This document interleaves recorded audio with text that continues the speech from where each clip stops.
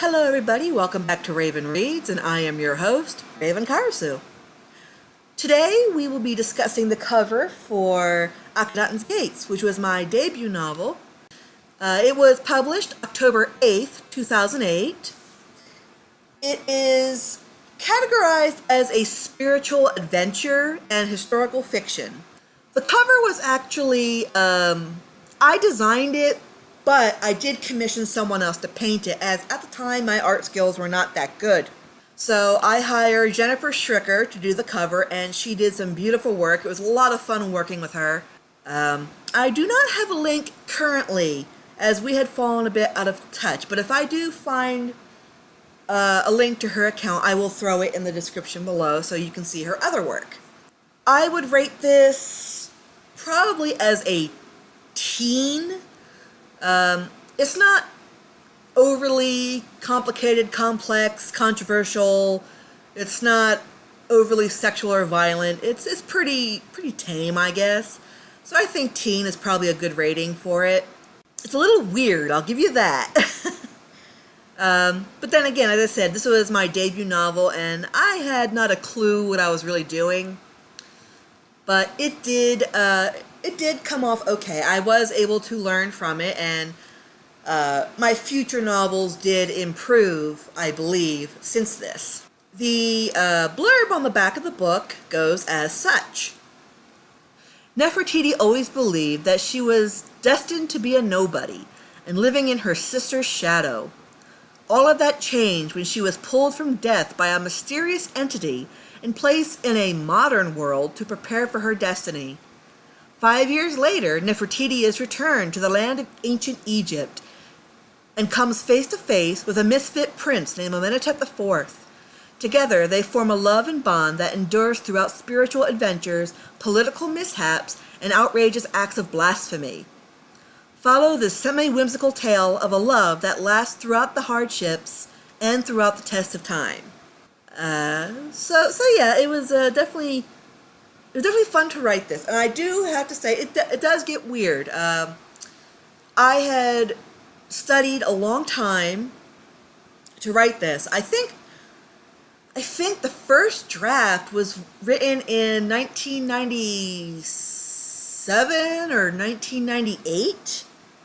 I was a junior, I think I was a junior in high school when I wrote the first draft. If it wasn't then it was probably in 1999, my senior year of high school, that I had written it. But I know I had written the first draft in high school, and it was awful. But it had all of the work that I had put into it. It had all the numbers, it had all the names, information, dates, all the math had been done already. So I just had to actually update the story itself and just trust that I had actually gotten the right information when I had actually written the original. In 2007, I actually took the time to do that final rewrite, and this is actually the product of it. This is the result, and yeah, 2008 release. My hope in writing it, I was a big fan of the 18th dynasty of ancient Egypt, and that had people like, I think it was Thutmose III, Hatshepsut, Akhenaten, Tutankhamun, those kind of names pop up. So they also call it the Amarna period, due to the style of art that was prominent at the time. And while these are real people, not everyone is, because it is a fiction story, but a lot of the people in it are real people. But of course, I did take a creative license to create an interesting story. So my hope was not that I was lazy in its presentation, but that I would get people interested enough for them to go and do their own research. That's kind of how it started for me. I just got interested through stories and such, and the mythology, that I actually started reading up more and more about it. And that's kind kind of what I hope for other people. If they sound interesting, definitely go listen to any lectures by Zahi Hawass. Go ahead and look up books, other stories, and stuff like that. So that was basically what I wanted to do when it came to this.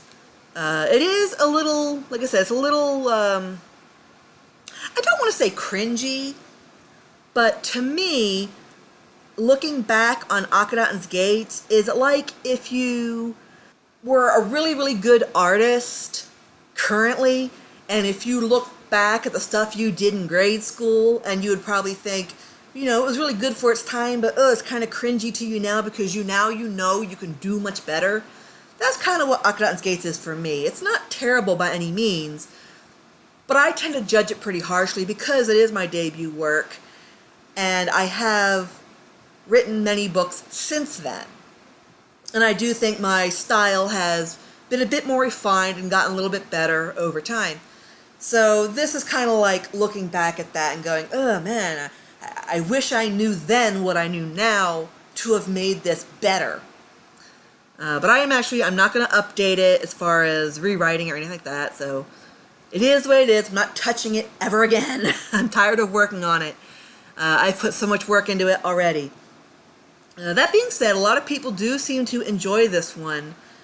I'm not entirely sure why, but it does seem to get a lot of people's attention. The only real downside to the story is that a lot of people who wanted to read it and didn't were put off by the names. These names are kind of hard to pronounce, and I've had to go over this book so many times I have actually remembered how to pronounce them as best as I could. So I have to assume that my pronunciation is correct. But with that out of the way, I think more people enjoy it when they don't have to worry about how to pronounce the names. So hopefully that is the case.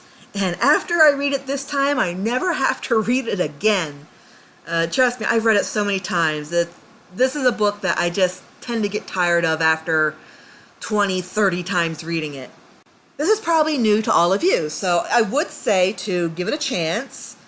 And if you like it, it is available as an ebook. It is available in paperback, and I will have a link to that. I'm not sure what else to really talk about as far as this book is concerned. I've already kind of gone over everything, and I guess all I can really do is to just let you all decide for yourselves if you like it, and just start reading it. So, as always, you are welcome to ask questions in the comments section of any of the chapters, including this video here. And you're allowed to ask me that stuff. You can also ask me questions on the Ravyn Reads Facebook page. And at the end of this book, I will try to gather up your questions and such and do a discussion about the book. Answer any of your questions that I can answer, and just kind of close out on a good note before starting the next novel. So I guess without further ado, Akhetaten's Gates.